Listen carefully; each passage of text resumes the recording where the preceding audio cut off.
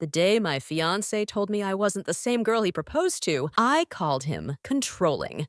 Hey everyone, before we jump into today's video, I'd like to ask for a quick favor. We've noticed the channel's been losing a bit of traction, and your subscription can make all the difference. It's quick, free, and really helps us keep bringing you awesome content. Your support means the world to us. Let's grow this channel together. Thank you so much. Now let's get into the video. I'm Riley, 30 years old, and I'm starting to think my fiancé Aaron doesn't actually want a partner. He wants a possession. When Aaron proposed 2 months ago, I was over the moon. We'd been together for 2 years, and I thought we were finally taking that next step toward building our lives together. The proposal was beautiful. He took me to this little waterfront spot where we had our third date, got down on one knee with this gorgeous vintage ring. I cried, said yes, we celebrated, it was perfect. But apparently, in Aaron's mind, that ring was more like a collar than a promise. The second, and I mean the literal second I started embracing this new chapter of my life, he started acting weird. Like, excuse me for wanting to expand my horizons now that we're planning our future. For the past year, I've been chatting with some girls from my spin class. They're awesome, confident, fun, independent women, but I never really hung out with them outside of class because, well, Aaron and I were still figuring us out. I didn't want to complicate things with new people until I knew we were solid. A week after the proposal, I finally invited them over for wine night 6. Amazing women who I've been wanting to connect with for ages. When Aaron came home and saw us all laughing in the living room, you'd think he'd walked in on a crime scene. His face just froze. "Who are they?" he whispered when I pulled him into the kitchen, like my friends were some kind of invading army. "They're from my spin class," I explained. "I've mentioned them before." "No, you haven't," he insisted. "Why are they here now? Why haven't I met them before?" I told him the truth. I wanted to make sure we were a sure thing before I brought new people into my life. That's healthy, right? But he just stood there looking betrayed, as if me having friends was somehow an insult to him. The next morning, Aaron had the nerve to call my friends uninvited guests and complained about the empty wine bottles. Seriously, it's just wine. I'll replace it. But the way he was acting, you'd think they'd trashed the place. The next week was more of the same. I invited the girls over 3 more times twice. I didn't tell him beforehand. Why should I have to? We're engaged. And once I did tell him, just to be nice, each time he got more and more irritated, acting like they were inconveniencing him somehow. On the 4th visit, he actually announced he was getting a locked wine rack like we're in college, and he's hiding his alcohol from roommates. How embarrassing is that? I called him out for being no fun, and he got all defensive. These past few weeks have been eye-opening. The more time I spend with my new friends, the more I realize how much I've been holding back in my relationship with Aaron. It's like I've been playing this watered-down version of myself just to keep the peace. Jade, my new bestie from spin class, says that's classic pre-engagement behavior. We're afraid to show our full selves until we've secured the commitment. Aaron's been giving me these looks, lately all wounded and confused, like a little boy who had his favorite toy taken away. Just yesterday, I brought the girls over for brunch. We didn't finish cleaning up right away because Mackenzie was showing us pictures from her Tulum trip. Aaron came home from his golf game all huffy about the mess. "Do they ever clean up after themselves?" he muttered, picking up mimosa glasses from the coffee table. "We were getting to it," I said, rolling my eyes at Jade, who totally got what I was dealing with. "Stop acting like the maid service. More like the butler," he snapped back. "Every time they're here, I'm somehow expected to make drinks, clean up, or disappear on command." Dramatic much. The girls treat him perfectly fine. Okay, maybe Jay did ask him to make us a round of drinks when he was already in the kitchen, and Mackenzie might have joked about him being house-trained when he brought out those little appetizer plates without being asked. But they're just having fun. The thing is, now that I'm spending more time with these incredible women, I'm starting to question a lot about my relationship. Like, why did I agree so quickly when Aaron said he wasn't comfortable with me keeping in touch with my ex? Tyler and I have been over for years, but we ended on good terms. There's nothing wrong with having a friendly text conversation now and then, right? And this whole monogamy is the only way have I really thought that through? Or did I just agree because that's what Aaron wanted? Jade and her boyfriend have this don't ask, don't tell arrangement that seems to work for them. When I mentioned some of this to Aaron last night, you'd think I'd suggested burning down his precious sports memorabilia collection. His face went all tight, and he asked if the ring on my finger meant anything to me at all. Of course it does, I told him, but getting engaged doesn't mean I stop evolving as a person. Evolving, he repeated. 2 months ago, you said being friends with exes was disrespectful and that you couldn't imagine being with anyone but me. Well, maybe I've realized that's an immature outlook, I said, channeling Jade's confidence. Healthy adults can have nuanced views on these things. After our last argument, I decided we needed to diffuse the situation. Aaron was still giving me the cold shoulder, acting all wounded because I dared to express some independent thoughts. I texted the girls to brainstorm, and Jade suggested we needed a reset button. Get Aaron and the girls together in a nice setting so he could see how amazing they are. I made reservations at this upscale Italian place, downtown white tablecloths, $18 cocktails, the whole deal. When I told Aaron about it, he seemed hesitant,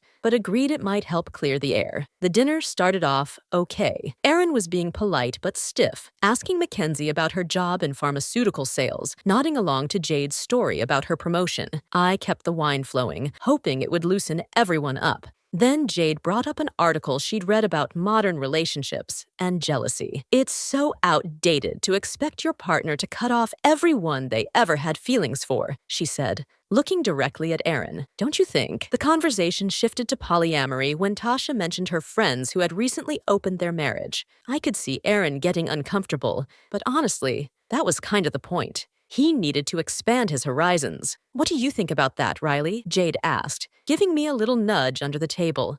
I knew exactly what Aaron expected me to say. A month ago, I would have immediately shut down the idea, but now I wasn't so sure. I think we shouldn't be too hasty to dismiss these things, I said, avoiding Aaron's eyes. People evolve. Relationships evolve. When the bill came, I saw my opportunity to make another point. Aaron always insisted on paying when we went out with his friends. But why should that be the default with my friends, too? Let's split this, I announced, sliding the leather folder toward him.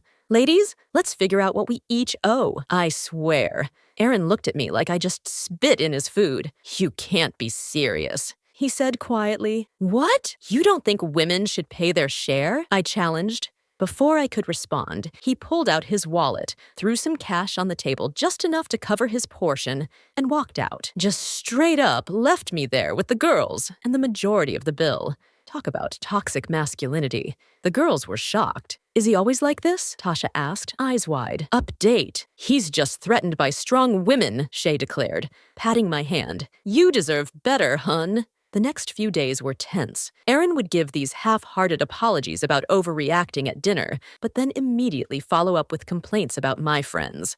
I'd apologize too, just to keep the peace and promise I was just stressed from work. But honestly, I wasn't sorry at all. This Monday, everything exploded. I was at my desk scrolling through Instagram when Jade texted me. Derek needs golf clubs for a client thing tomorrow. Can we borrow them for errands? Now, between you and me, I knew Aaron would say no. He's so weird about his stuff, especially the fancy set his dad gave him last Christmas. But Jade's boyfriend was trying to land this huge account, and I wanted to help. Plus, Aaron was being such a jerk lately. Would it kill him to do something nice for my friends for once? Sure, come by around 2. I'll leave the side door unlocked, I texted back. I figured what Aaron didn't know wouldn't hurt him. I'd have the clubs back before he even noticed they were gone. At 2:15, my phone buzzed with a notification from the doorbell camera. I smiled, seeing Jade's car in the driveway, but didn't think much of it. 10 minutes later, my phone exploded with calls from Aaron. What the heck, Riley? He shouted when I picked up. Did you just let Jade take my golf clubs? How did you, the doorbell camera, Riley? I watched her and Derek walk into my house and walk out with my clubs. Those were a gift from my father. They just need them for one day, I said, trying to sound calm even though my heart was racing. I don't care. You had no right. Do you have any idea how much those cost? Stop overreacting, I said. It's just golf clubs. Those are professional grade clubs. They're worth over $3,000. He fumed. Tell them they have 1 hour to bring the clubs back or I'm calling the police. Are you serious right now? The police? Deadly serious. Taking something worth that much without permission is a felony, Riley. I hung up and immediately called Jade. Hey, so Aaron's freaking out about the clubs. He saw you on the doorbell camera. He's threatening to call the cops, I said, lowering my voice so my coworkers wouldn't hear. Seriously? Is he insane? Jade scoffed. Fine, we'll bring them back. But your fiancé needs therapy. When I got home that evening, the clubs were dumped in a pile in the living room. Aaron was sitting on the couch, staring at them with this stunned expression. They just threw them on the floor, he said quietly. Do they have any idea how easily these could have been damaged? They were in a hurry, I said. Maybe if you hadn't threatened legal action over a simple favor, they would have been more careful. Aaron stood up, his voice terrifyingly calm. A simple favor? You gave away something that wasn't yours to give. You let people into our home without permission. You showed complete disregard for my belongings and my boundaries. Oh my God, boundaries again. I groaned. It's always about your boundaries, never about my needs.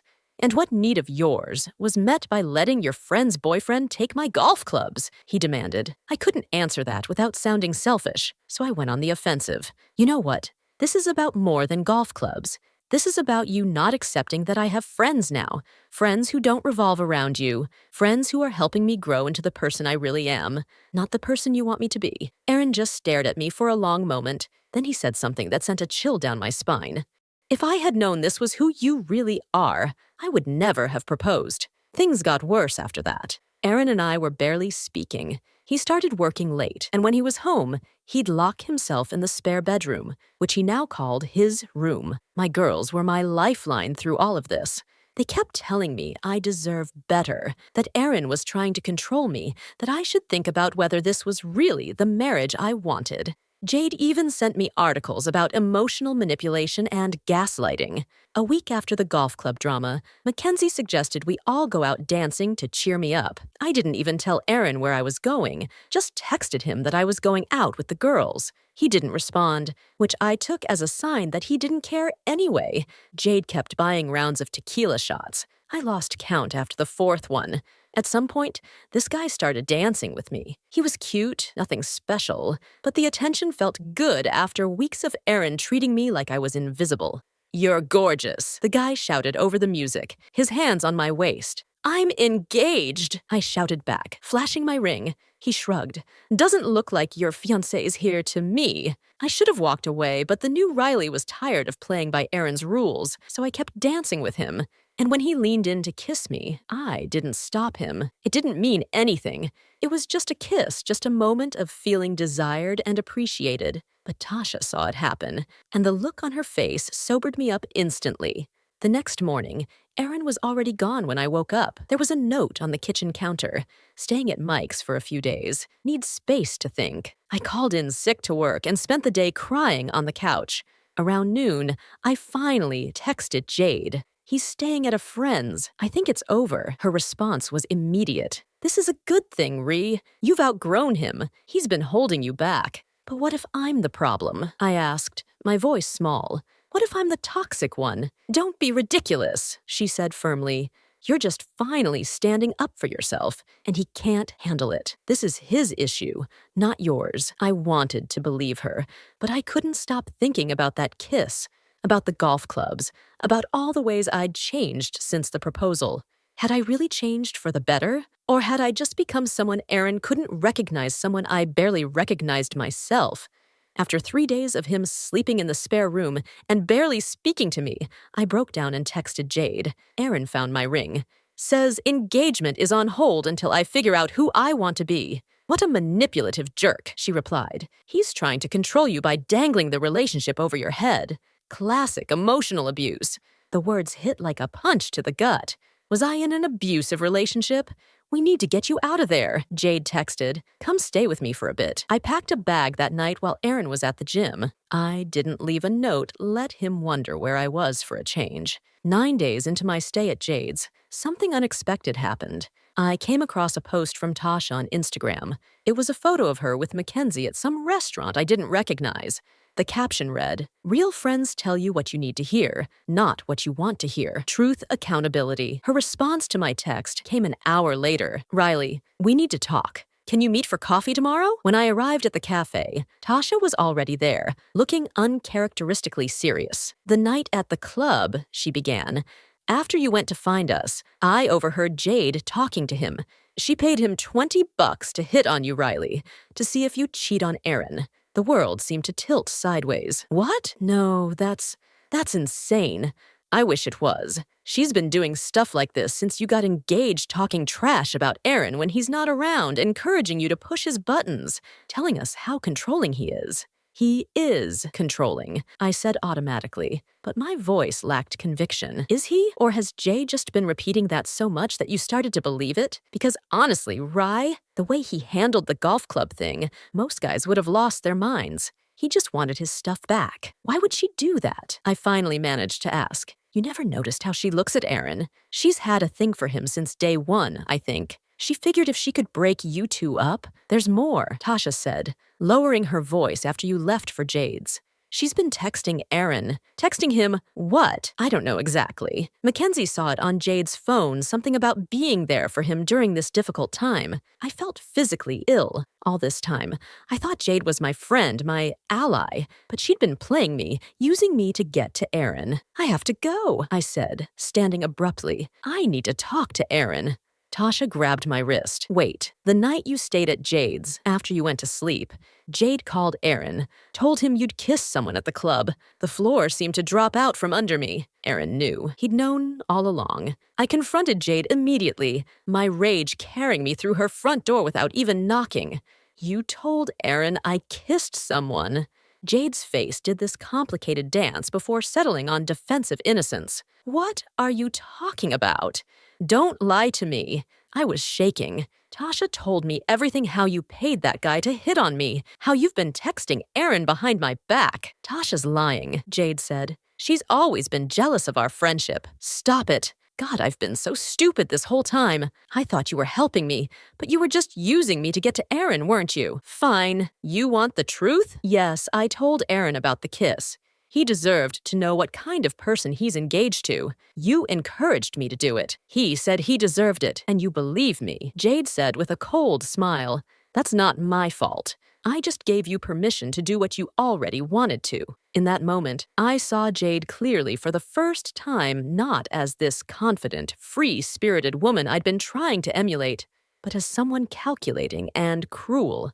You were never my friend, I said quietly. You had everything a gorgeous, loyal fiancé who adored you, and you threw it away for what? Some cheap thrills? The chance to feel independent? She made air quotes around the word. You're pathetic, Riley. I grabbed my bag and headed for the door. He'll never take you back, you know, Jade called after me. Not after everything I've told him. The Uber ride to Aaron's place was the longest 20 minutes of my life. What would I say to him? How could I explain everything that had happened? Would he even let me in the door? He was standing at the counter making a sandwich. He looked up when I came in, his expression unreadable. You're back, he said simply. I talked to Tasha, I said, and then to Jade. Aaron, I'm so sorry. I don't even know who I've been these past few months. It's like I lost myself completely. Jade didn't just tell me about the kiss, Riley. She's been telling me things for weeks about how you talk about me when I'm not around, how you laugh at me with your friends, how you think I'm controlling and pathetic. None of that is true. I mean, yes, I complain sometimes, but not like that. She was manipulating both of us, Aaron. She wanted to break us up. Why would she do that? Because she wants you for herself, even if that's the case. He said slowly, it doesn't change what happened. You changed after we got engaged, Riley. You started treating me like an inconvenience. You disrespected my home, my belongings, my boundaries. You kissed someone else. Each word was like a knife to the heart because I knew he was right. Jade might have encouraged it, but I was the one who made those choices. I know, I whispered, and I don't have any excuse. I got caught up in this idea of who I thought I should be. This confident, carefree woman who doesn't answer to anyone. But that's not me, Aaron. That was never me. Then who are you? He asked, genuine curiosity in his voice, because I thought I knew. I thought we wanted the same things, but now I'm not sure. I'm someone who made terrible mistakes, someone who hurt the person she loves most in the world because she was insecure and easily influenced, someone who's asking, begging for a second chance to make things right. Aaron was quiet for a long time. Then he said, "I don't know if I can trust you again, Riley. I want to, but I don't know if I can." "I understand," I said, and I did. I wouldn't trust me either. "But please, can we at least try? Can we talk about it? I'll do whatever it takes to earn back your trust." He hesitated, then nodded once. "We can talk, but I need time, Riley. And things can't go back to how they were before. Too much has happened. It's been 6 months since that day. 6 months of the hardest work I've ever done on myself, on our relationship." Aaron and I started couples therapy. I started individual therapy too. We moved out of his place into a new apartment, a fresh start for both of us. I wish I could say it's been smooth sailing, but the moment I realized how badly I'd messed up, everything magically got better. But real life isn't like that. Trust, once broken, is painfully slow to rebuild. I deleted all my social media accounts, not because Aaron asked me to. He never did, but because I realized how toxic they'd become for me, how much I'd been living for the validation of likes and comments. I reached out to Michelle and Octavia, my real friends, the ones I'd neglected. They were understandably hurt, but they gave me another chance. They've been my rocks through all of this. As for Jade, she didn't give up easily. For weeks after our confrontation, she kept texting Aaron, kept trying to insert herself into his life, but he saw through her, just like I knew he would. The last I heard, she'd moved to another city for a job. Good riddance. Aaron and I are still engaged, but we're taking it slow. We're relearning each other, rebuilding our foundation brick by careful brick. The ring is back on my finger, but we haven't set a wedding date yet. Some days are harder than others. Some days, the ghost of who I became haunts us both. But there are good days. 2 days when we laugh together like we used to. Days when I catch him looking at me with that soft expression that used to be so familiar. Days when I feel like myself again. My real self. Not the twisted version Jade helped create. Last week, we were having dinner with Michelle and her new boyfriend. Somehow, the conversation turned to how relationships change people. Michelle's boyfriend made some comment about how getting engaged often reveals who people really are. I felt Aaron tense beside me, waiting for my reaction, expecting me to get defensive. Maybe instead, I reached for his hand under the table and squeezed it. "Sometimes it does," I said, "and sometimes it just reveals who you're capable of becoming if you're not careful." Aaron squeezed my hand back a small gesture, but in it, I felt something precious and fragile. Trust slowly rebuilding. I don't know what the future holds for us. What I do know is that I'll never take him for granted again. Getting engaged didn't change me. I changed me. I let go of my values, my boundaries, my sense of self, all for the cheap thrill of feeling evolved and independent, and I nearly lost everything that truly mattered in the process.